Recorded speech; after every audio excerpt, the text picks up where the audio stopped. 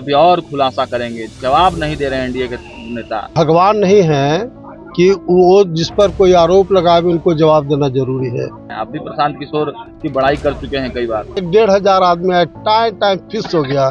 उसी दिन से बिहार की जनता जान गई है, जो पार्टी जिसको भी टिकट देगी उसको सब हम लोग मिल करके जिताएंगे। अरवल में 20,000 वोट से पिछली बार बीजेपी हारी। कुशवाहा का मास वोट 90% वोट बीजेपी को जाएगा। पनोरमा ग्रुप, जो सोचता है वो करता है।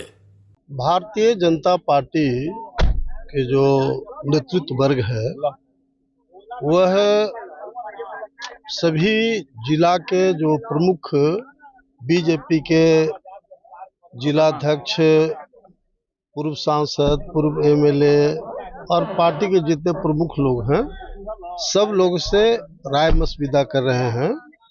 अभी मैं अरवल जिला की मीटिंग करके आया हूँ और हम सब लोगों ने उनको 100% विश्वास दिलाया है कि अरवल से बीजेपी एट एनी कॉस्ट जीतेगी।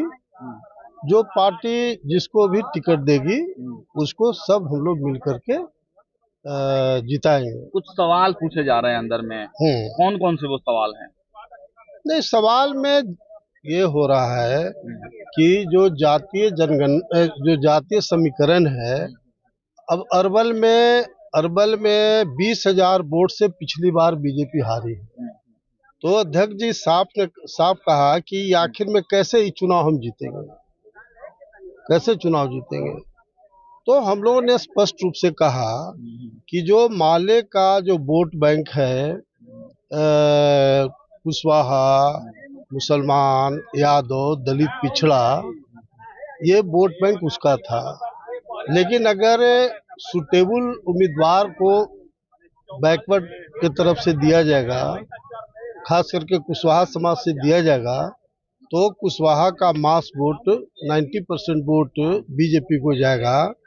और मैं तो लगातार 25 दिन अरवल विधानसभा के क्षेत्र के एक गांव में घूमा हूं और 100% लोगों का समर्थन है। जो माले का वोट बैंक था यादव, 7 मुखिया हमारे कंसर्न में हैं, जो सब लोगों ने कहा कि नागनी जी आपको हम लोग सपोर्ट करेंगे। उसी तरह से मुसलमान वोट जो वोट बैंक रहा है, मैं चतरा से चुनाव बीजेपी से लड़ा था लोकसभा में, 90% मुसलमानों ने कमल छाप पर वोट दिया था। उसी तरह से कुर्था में हमारी पत्नी जेडीयू बीजेपी से लड़ी थी, 100% मुसलमानों ने वोट दिया था। इसलिए हम लोग को अरवल में मैंने पूरा विश्वास दिलाया हूँ कि अगर अरवल से बीजेपी नहीं जीतेगा तो मैं राजनीति छोड़ दूँ। आप भी चुनाव लड़ेंगे, पत्नी भी चुनाव लड़ेंगे? नहीं, वो तो पार्टी डिसाइड करे। सुचित्रा सिंह का प्रस्ताव है, पार्टी जो निर्णय करेगी हम लोग उसके साथ जाएंगे। कह रहे हैं कि अभी और खुलासा करेंगे, जवाब नहीं दे रहे हैं एनडीए के नेता। कैसे देखते हैं? आप भी प्रशांत किशोर की बड़ाई कर चुके हैं कई बार।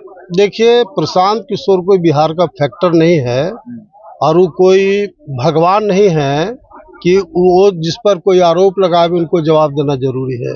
बेसलेस आरोप लगा रहे हैं, उसका कोई औचित्य नहीं है।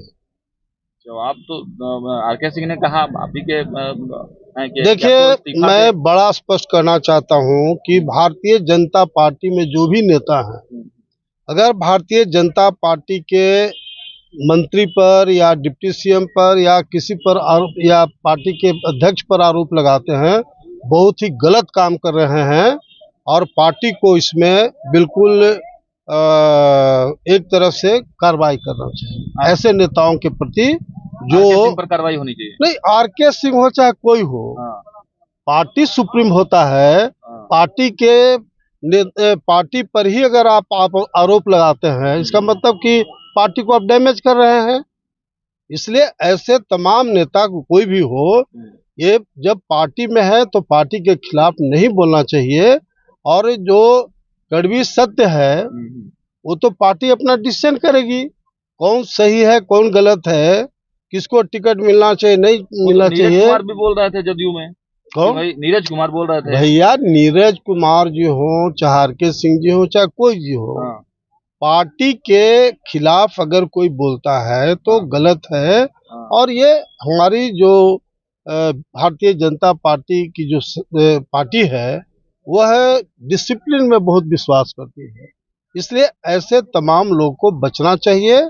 और अगर बढ़ चढ़ के ज्यादा हिस्सा लेंगे तो पार्टी को निश्चित रूप से कार्रवाई करना। प्रशांत किशोर कोई डैमेज नहीं करेंगे आप लोग को? कोई ना फैक्टर नहीं, कोई फैक्टर ही नहीं है, कोई फैक्टर बिहार में नहीं है।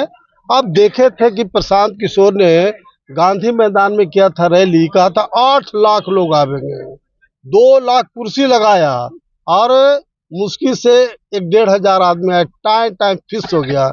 उसी दिन से बिहार की जनता जान गई है कि प्रशांत किशोर कोई फैक्टर बिहार में नहीं है और न होगा।